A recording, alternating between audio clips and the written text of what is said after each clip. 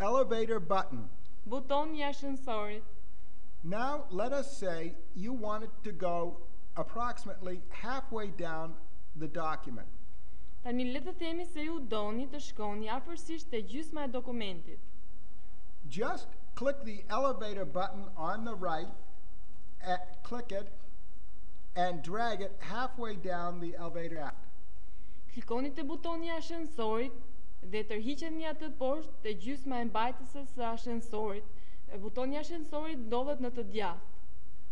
If you want to go 3/4 of the way through the article, you would drag the elevator button 75% of the way down the shaft, the elevator shaft.